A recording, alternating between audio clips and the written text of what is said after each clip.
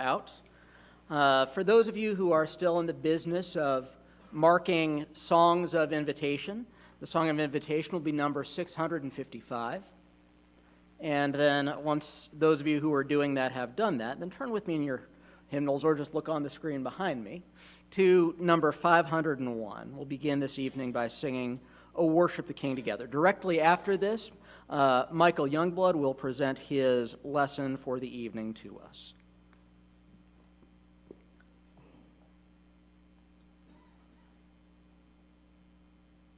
I have my phone silenced already. Hold on a second. I was not anticipating needing a phone that was going to make noise, so. And let's try this.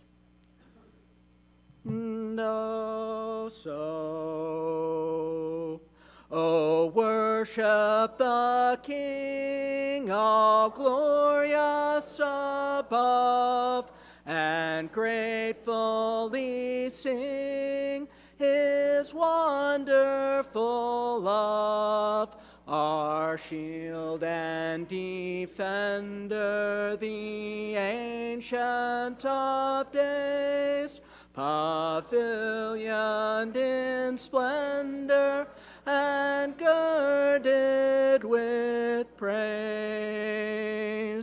Thy bountiful care, what tongue can recite? It breathes in the air, it shines in the light, it streams from the hills, it descends to the plain, and sweetly distills in the dew and the rain. Frail children of dust and feeble as frail, in thee do we trust, nor find thee to fail. Thy mercies, how tender, how firm to the end, our Maker, Defender, Redeemer, and Friend. Brother Michael.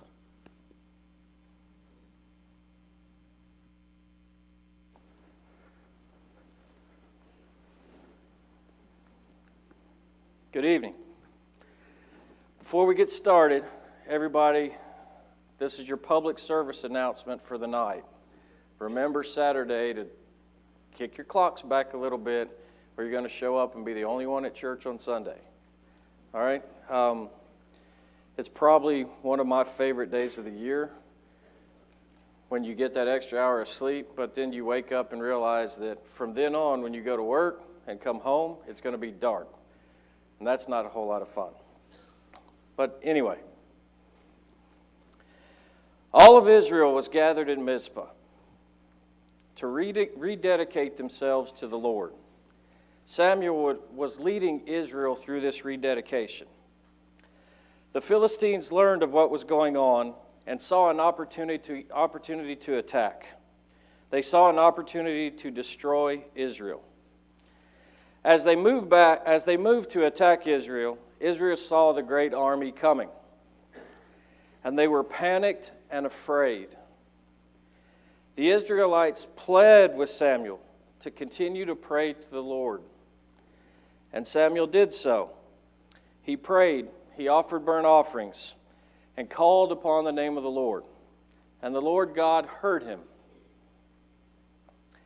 And God thundered down. It was a mighty sound. It was not like a little clap of thunder. It was not a thunderstorm. It was not a little boom. God thundered. The sound was so loud, it was a sound that the Philistines had never heard, and it confused them, and it scared them. It scared them so much that they fled from what was supposed to be their defeat of Israel. And the men of Israel pursued them and struck down the Philistines. And the Philistines did not enter the land of Israel again until Samuel's death. What a great end to a story.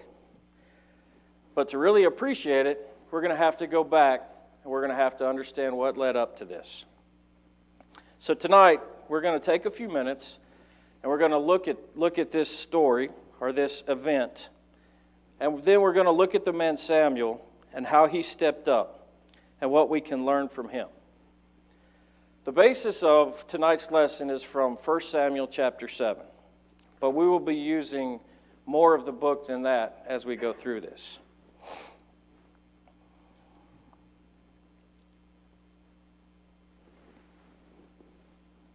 I just turned it off. Now I'm doing crazy stuff. One second. Okay, got it. So, who were the Philistines? Kind of the first thing we need to know, right? The Philistines were descendants of Ham through Mizraim. Something interesting about almost all the Old Testament. A lot of fighting, right? A lot of bloodshed. A lot of people not liking other people.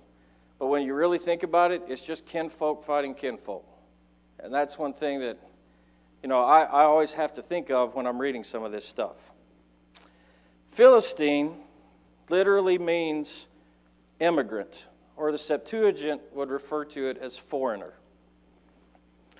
They immigrated from Caftor, or what we would know better as Crete. The Philistines were a fighting people,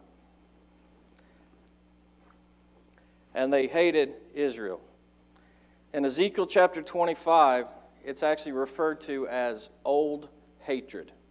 They hated them to the core.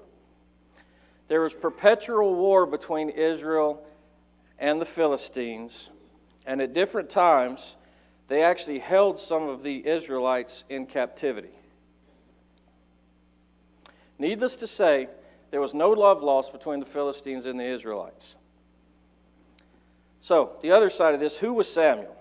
We meet Samuel in 1 Samuel chapter 1, and we meet him before he was born. His father was Elkanah, his mother was Hannah.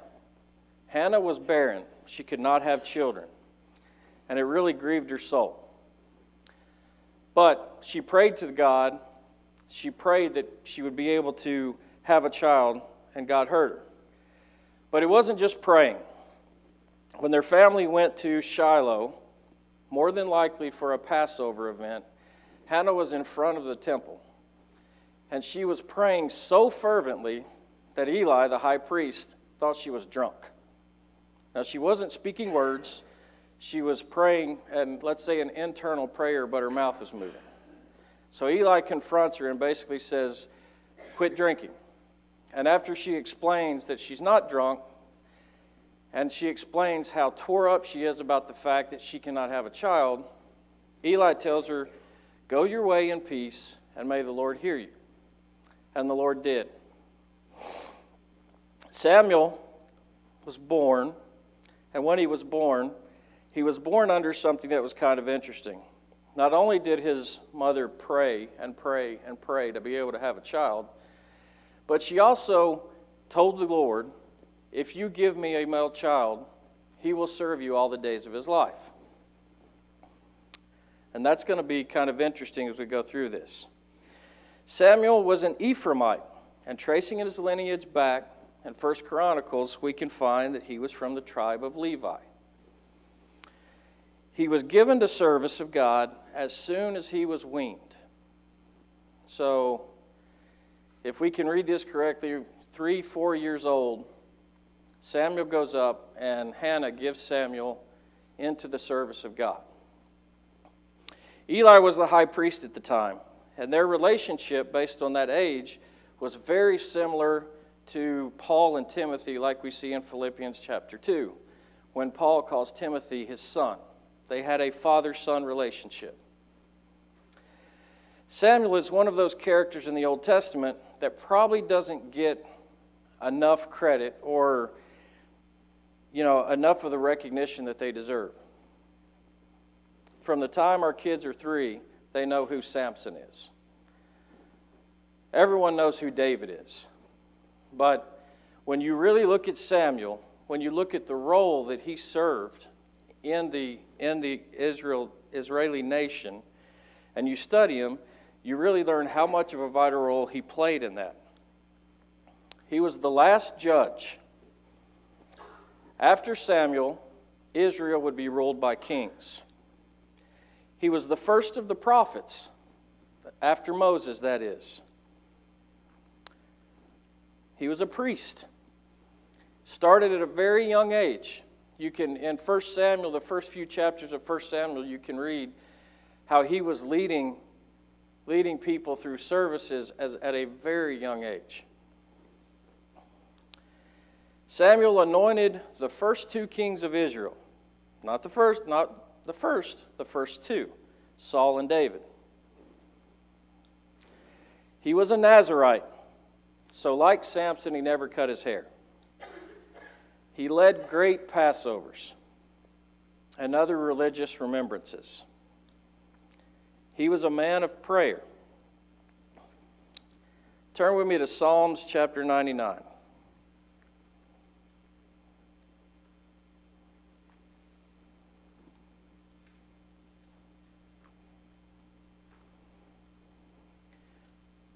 I'm not used to the pink Bible I'm using.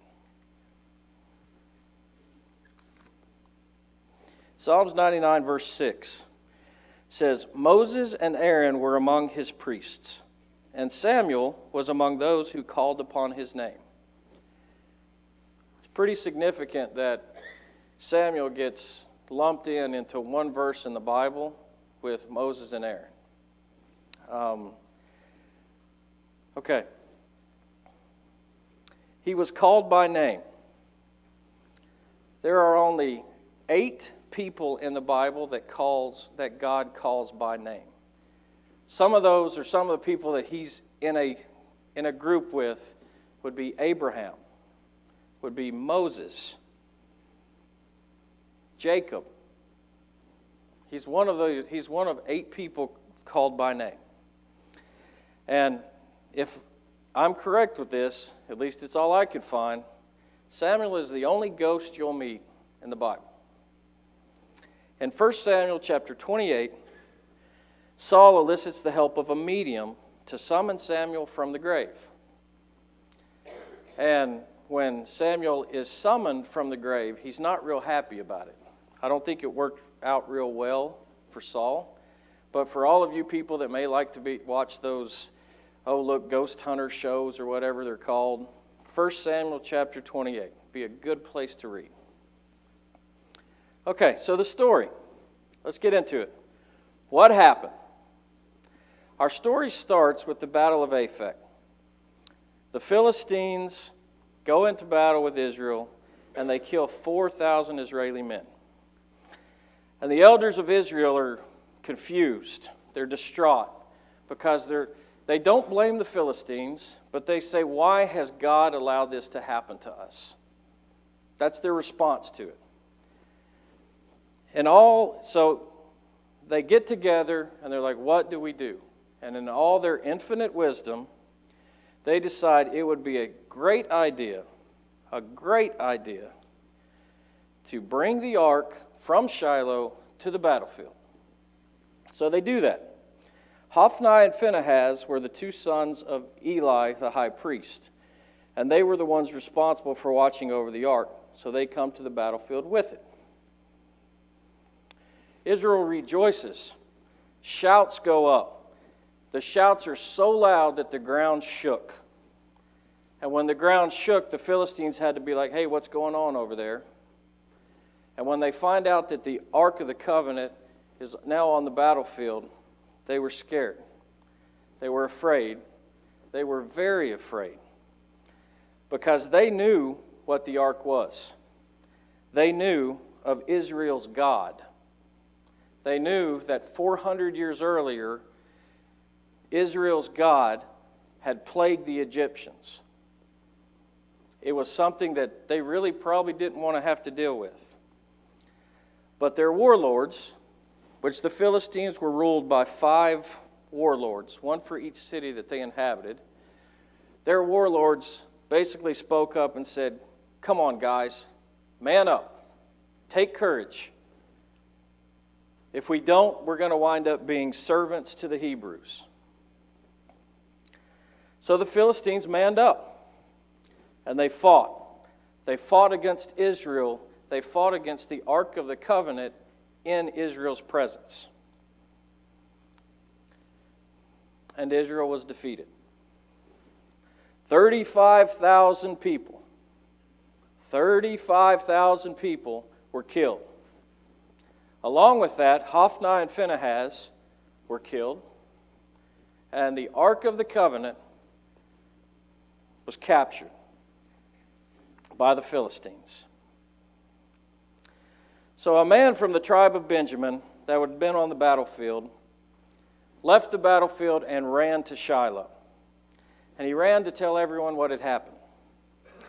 When he gets to Shiloh, he's trying to let everyone know, and Eli, the high priest, is sitting by the side of the road. He's waiting to hear word of what has happened. It's kind of interesting because at this time, Eli was blind. So sitting by the side of the road, he's just waiting to listen and hear what's going on, I guess. So Eli calls for the man, and he comes to him and he tells him what had happened. The man tells Eli that, number one, the battle was lost. And then with a little hesitation, he goes on and tells Eli that your 2 sons are dead.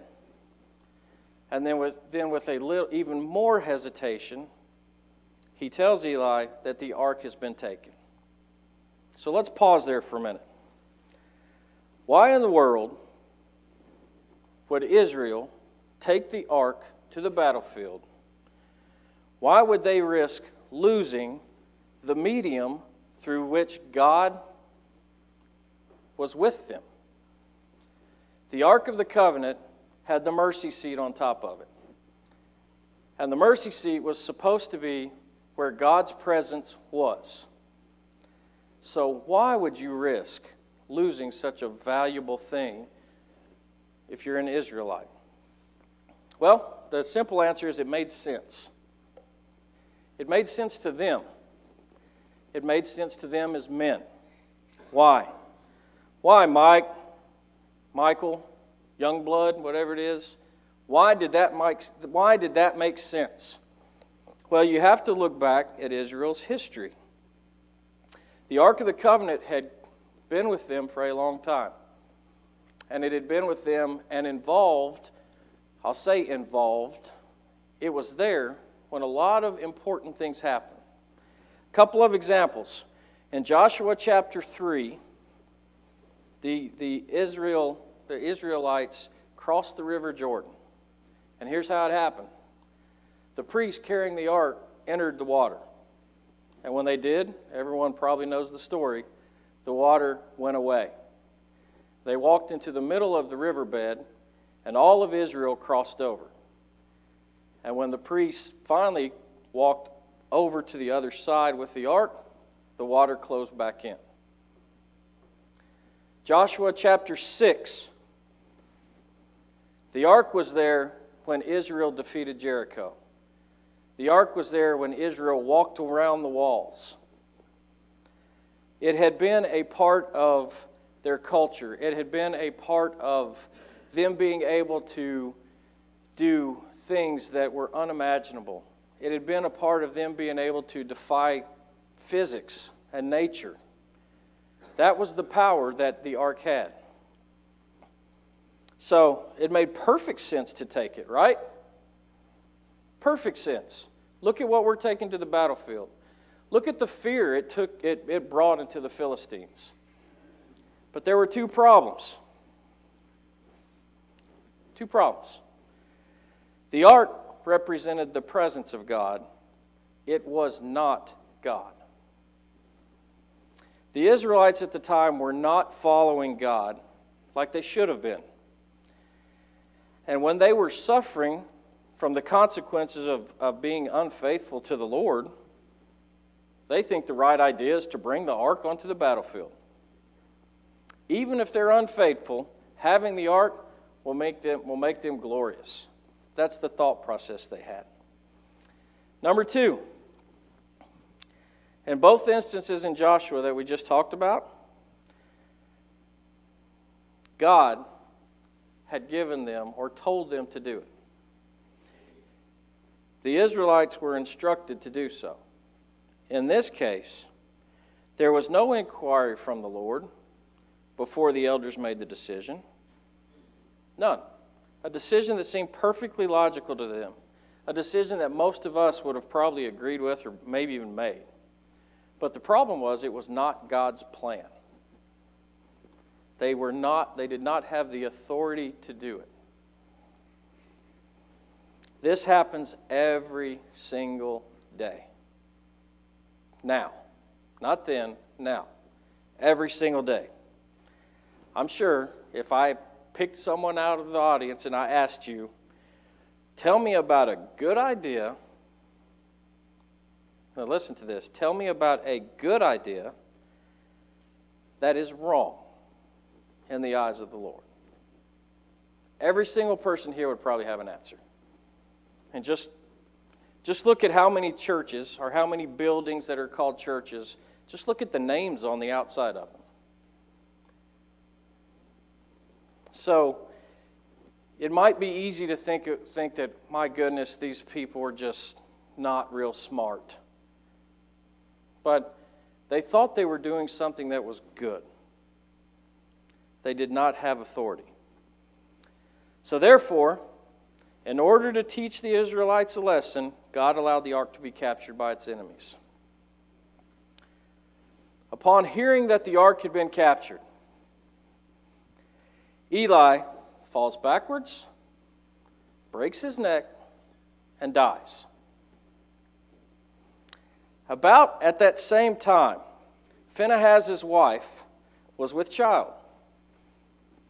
And she hears everything that's happened. She hears that the ark's been captured. She hears that her husband's dead. She hears that Eli's dead.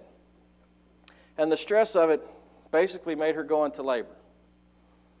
She has a child, which she names Ichabod, which means there is no hope, roughly. That's what it means. Okay? And then she dies.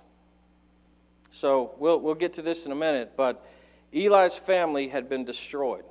And it had been destroyed as the Lord said it would be because of Hophni and Phinehas's evil ways. So, Philistines have a new toy. They've got the ark. They take it to Ashdod. Ashdod was one of their 5 major cities. And they put it in the house of Dagon, one of their idol gods. Dagon was the god of fertility.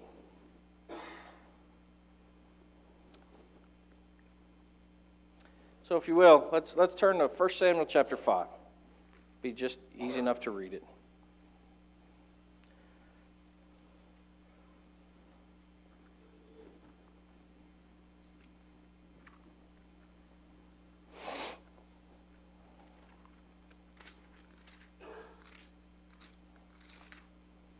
I'll get there in a minute. Starting in verse 1. Then the Philistines took the ark of God and brought it from Ebenezer to Ashdod. When the Philistines took the ark of God, they brought it into the house of Dagon and set it by Dagon. And when the people of Ashdod arose early the next morning, there was Dagon, fallen on his face to the earth before the ark of the Lord. So they took Dagon, and they set him back in place.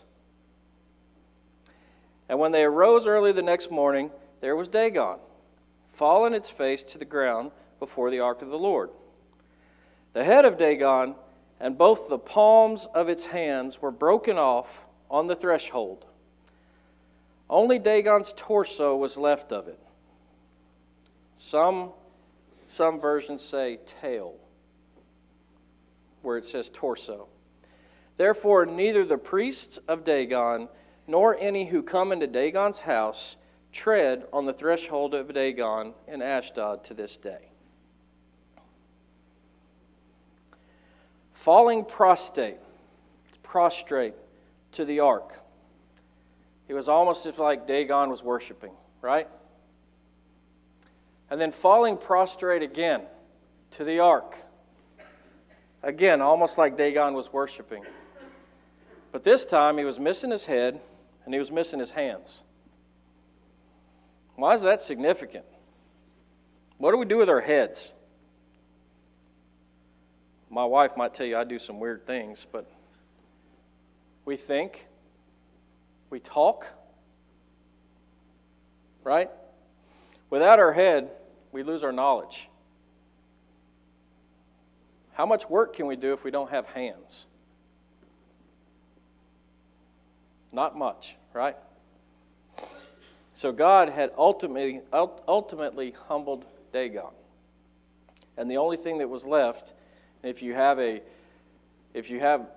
version that says tail, it makes a whole lot more sense when you see the rendition of what Dagon probably looked like. God's hand was heavy on the Philistines. They were subjected to tumors. Tumors in their secret places. King James Version calls it emrods. Tumors in their secret places. Most historians believe this was hemorrhoids. Now, I've never had to deal with hemorrhoids, and I really hope I don't ever have to, but I've heard that they are painful. Really, any tumor that would be in that general area of a person's body is going to be painful because that's very sensitive areas for human beings. Subjected to tumors. Not only that, there were rats in their land. You won't see that till you go almost to 1 Samuel chapter 7. But there were rats in the land. They brought disease and death to the Philistines in Ashdod. On the website for the Centers for Disease Control and Prevention, they list 11 different diseases that are carried specifically by rodents. They go on to mention that there are 15 other diseases that rodents, they're a carrier of. So there's a lot of opportunities for people to get sick from rats. So they're suffering pain. They have these horrible tumors. They're sick. People are dying. So what do? Hey, let's get this ark and let's move it somewhere else. So they moved the ark from Ashdod to Gath, thinking that maybe the God of Israel is just a little bit ticked off because we put him in the house of Dagon. The Philistines think that the Ark of the Covenant is God. Okay? They're idols. They're used to that way of thinking. But it didn't work out real well for Gath. God struck Gath with the same afflictions, or even worse, as had been in Ashdod. So they said, okay, let's move it to Ekron. Now the people at Ekron must have been a little bit smarter than the people at Gath. Because when they saw the ark coming, they were like, whoop, hold on, what are you doing? And in chapter 5 and verse 10, they say, they have brought around to us the ark of God of Israel to kill us and our people. And it goes on to say that, and God's hand was very heavy there. Those who did not die were afflicted with tumors or they were sick. So it seemed like with each city that they moved the ark to, it got worse.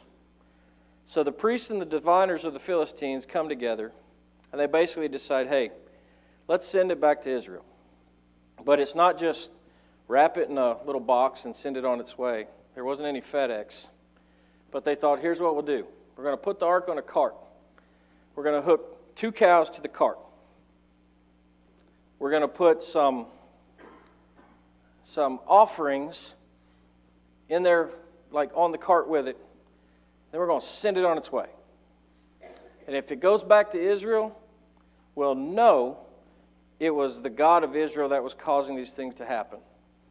If it doesn't, then we'll know that it was just something else that was causing it. Here's the kicker. They take 2 cows, that have never pulled a cart. They take 2 cows that have just had calves. So now for anybody who's ever been involved with livestock, you absolutely cannot take 2 cows that have never worked together, that have never had time with a yoke on them pulling a cart, and expect them to do anything but cause trouble for each other. They have to learn how to work together. The other side of this is anyone who's worked with cows again, what happens if you separate a mother from her calf and then you let her go? What happens? She goes right back to her calf. That's what she's looking for. So these are the 2 animals that they put on the cart. When they let the cart go, here's what happens. They take off down the road and they go straight to Israel. They go straight to Israel. The ark had been controlled by the Philistines for 7 months. When the ark was received back in Israel, the Israelites split the wood, they tore the cart apart, they placed the ark on a stone, and the ark offered sacrifices to the Lord. But some of those in that area of Beth Shemesh, some of those looked into the ark, and God struck down 70 men. I said 70. A lot of you may be looking at a number, if you got to that point, that would say 50,070 men. Now, most historians, or at least from what my study brought out, most historians believe that this was an error in the translation from the Hebrew text. Beth Shemesh was a area. It was a farming area. It was rural. The chances of there being 50,000 people to kill was very slim. But no matter what it was, the death of those 70 or 50,000 people shows you that what? It shows you that God, no matter what the circumstances are, expects us to be faithful to Him.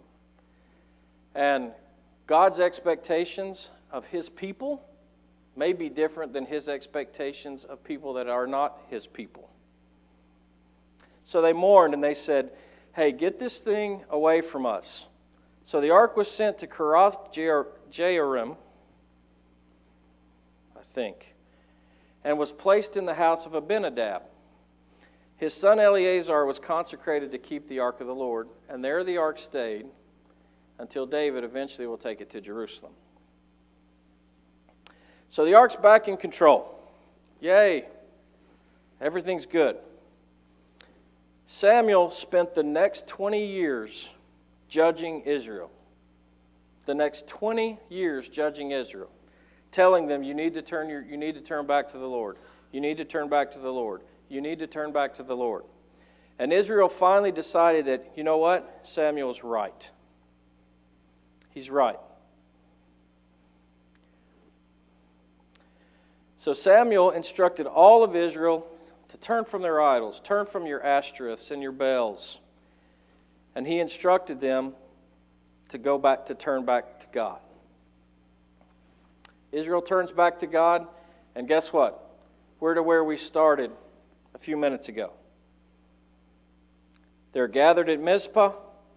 They're rededicating themselves to the Lord, and the Philistines come. We know that the Philistines were defeated. Why? Why did Israel win? It's easy. There was a big loud thunder and it scared everybody and they took off running, right? But what was the difference? The difference this time is the Lord was with them. There was no ark on the battlefield, but the Lord was there. The ark is just a thing.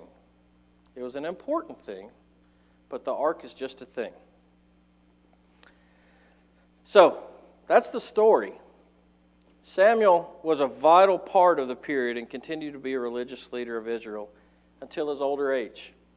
When he reaches his older age, he tries to place his two sons in as judges of Israel. But his two sons did not walk in the ways like he did. They were not as faithful to the Lord as he was.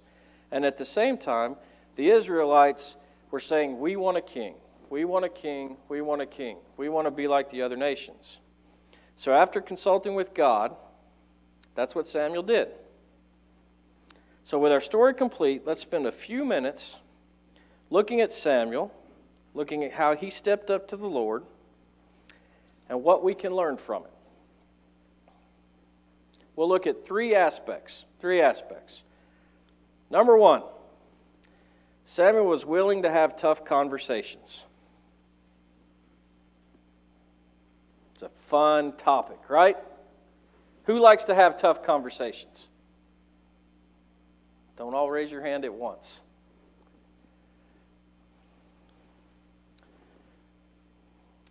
After Samuel's first prophetic talk with God in 1 Samuel chapter 3, still a young guy, still probably to most of us, we really don't know, but he's young, okay? Could he have been a teenager? Maybe. I don't know. If anybody knows that answer to me, please tell me after this is over, okay? But Eli asks him what God said to him, and he's afraid because God basically said, I'm going to destroy Eli's house. But he tells him what the Lord said.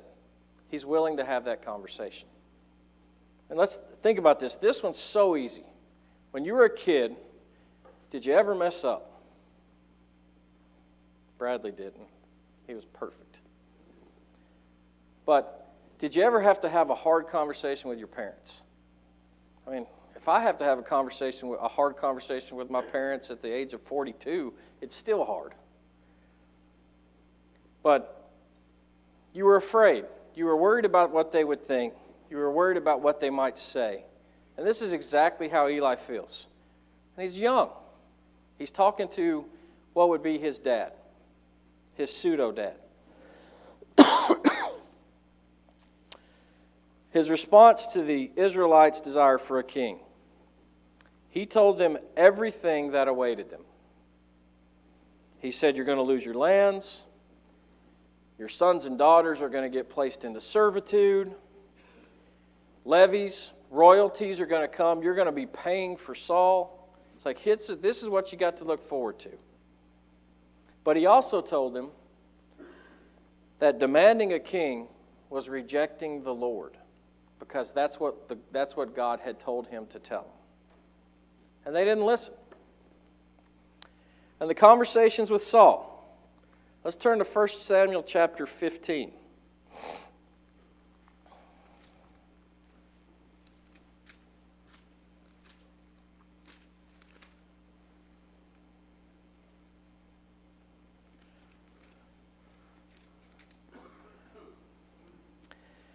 In verse 16 it says, Then Samuel said to Saul, let's start over. In verse 16 it says, Then Samuel said to Saul. Samuel, the prophet of God, is talking to Saul, who is now a king. Then Samuel said to Saul, Be quiet, and I will tell you what the Lord said to me last night. So Saul says, Speak on. So Samuel said, When you were little in your own eyes, were you not head of the tribes of Israel? And did not the Lord anoint you king over Israel? Now the Lord sent you on a mission and said, Go and utterly destroy the sinners, the Amalekites, and fight against them until they are consumed. Why then did you not obey the voice of the Lord? Why did you swoop down on the spoil and do evil in the sight of the Lord? And for the next few verses, Samuel says, Oh, wait, I did what I was supposed to, and then he blames it on the people. And then we pick it up, in verse 26. But Samuel said to Saul, I will not return with you, for you have rejected the word of the Lord, and the Lord has rejected you from being king over Israel. Remember, he's talking to a king. He's talking to the leader of the Israelis now, or the Israelites. The Lord has rejected you from being king over Israel. And as Samuel turned around to go away, Saul seized the edge of his robe, and it tore. So Samuel said to him, the Lord has torn the kingdom of Israel from you today, and has given it to a neighbor of yours, who is better than you. That's pretty strong words. It's a pretty tough conversation to have with someone who carries a whole lot of clout. What could Saul have done? Saul could have said, hey, guards, kill him. But Samuel was willing to have that conversation. How often are we faced with times when we have to have tough conversations, or tough conversations are needed? It's easy to do nothing or allowing others to do it for us. It's easy to look the other way. But is that doing what the Lord expects of us? Is that stepping up? Matthew chapter 18, verse 15 says, if your brother sins against you, go and tell him his fault between you and him alone. If he listens to you, you have gained your brother. Now, I'm going to step on some toes. Step on mine too. The first thing we probably do when we hear about somebody doing something wrong is we go and gossip. We tell about 4 other people, right? We might go tell our elders. We might tell our preachers. What are we supposed to do? We're supposed to go to the person. Most of us don't do that because, what? We don't like having those tough conversations. But that's what's expected out of us.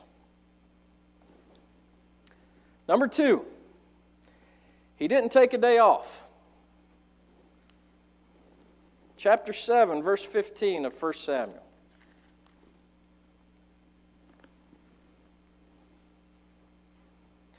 Says, and Samuel judged Israel all the days of his life. He went from year to year on a circuit to Bethel, Gilgal, and Mizpah, and judged Israel in all those places. But he always returned to Ramah, for his home was there. There he judged Israel, and there he built an altar to the Lord.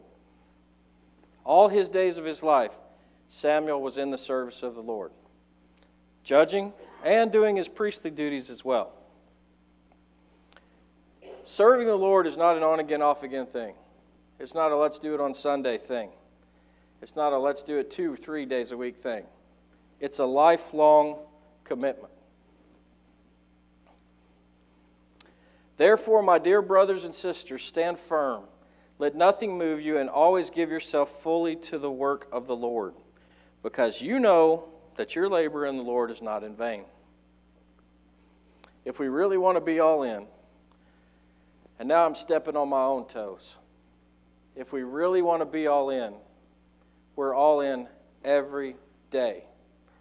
We're all in when we're at Kroger, and you hear, you might hear somebody say something that might give you an opportunity to talk to them. We're all in when we pass the guy, and believe me, I'm not trying to get into a big bad conversation, but when you pass the guy that says, I need work, we're all in. We have to be all in. Number 3, he listened and he followed God. He started in his youth. When he got the prophetic calling from the Lord, he never stopped. It started when he was young, and it never stopped. When he felt rejected by Israel, 1 Samuel chapter 8, verses 6 through 9 says, but the thing displeased Samuel when they said, give us a king. So Samuel prayed to the Lord, and the Lord said to Samuel, heed the voice of the people and all that they say to you, for they have not rejected you, but they've rejected me, that I should not reign over them. According to all the works which they have done since the day that I have brought them up out of Egypt, even to this day, with which they have forsaken me and served other gods. So they are doing to you also. Now therefore heed their voice. However, you shall solemnly forewarn them and show them the behavior of the king who will reign over them." Samuel didn't like it. They said they want a king, kind of a spit in the face, right?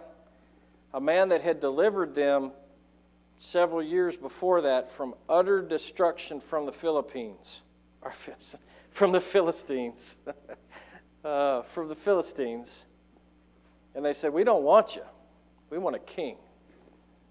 But he listened to the Lord. And choosing the king of Saul, he did what he was told. He followed what God wanted.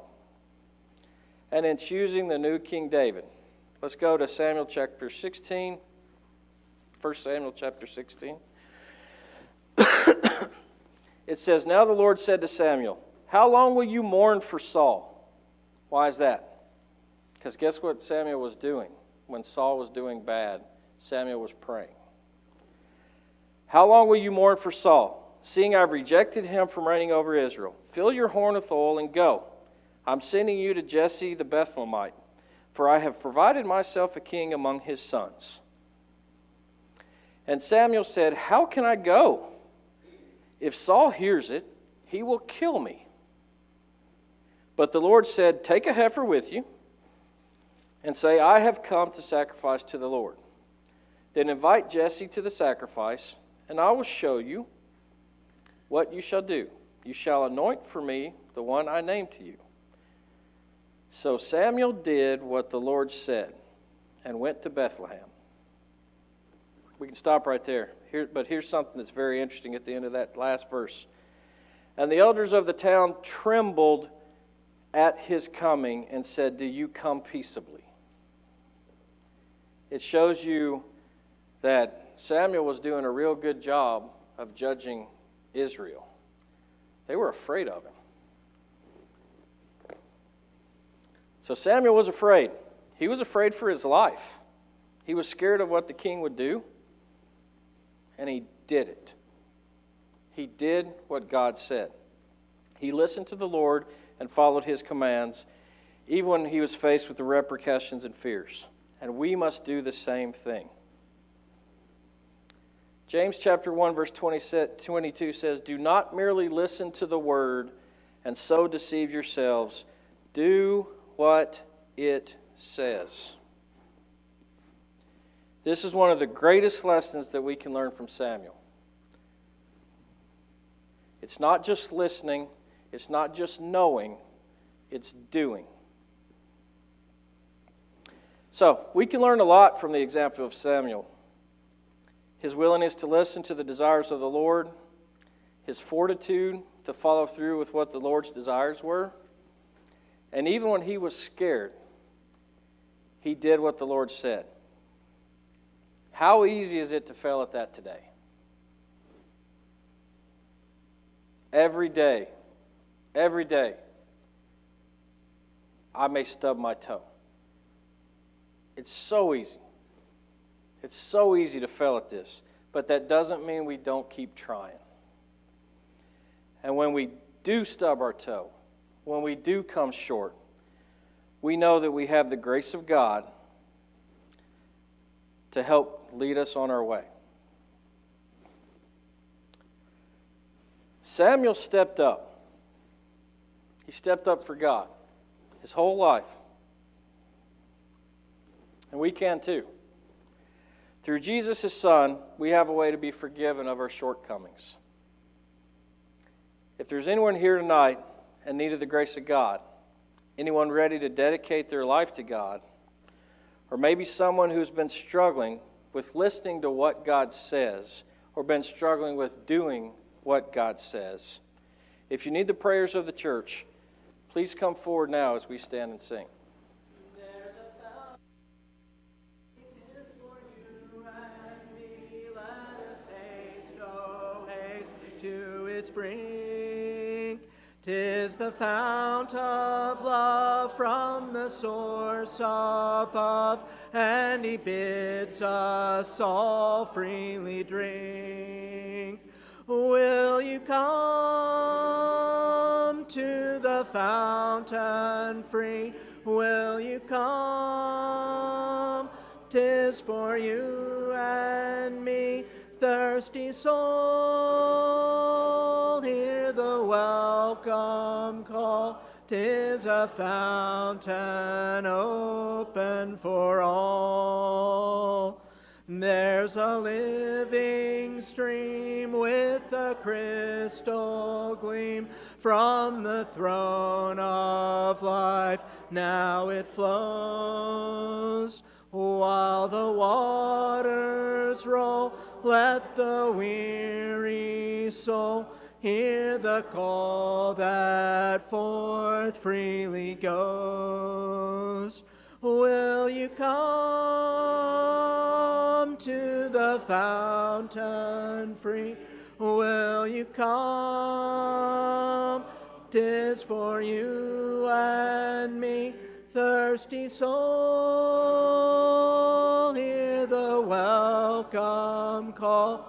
'Tis a fountain open for all. There's a rock that's cleft, and no soul is left that may not its pure waters share. 'Tis for you and me, and its stream I see. Let us hasten joyfully there. Will you come to the fountain free? Will you come? 'Tis for you and me, thirsty soul, hear the welcome call. 'Tis a fountain open for all.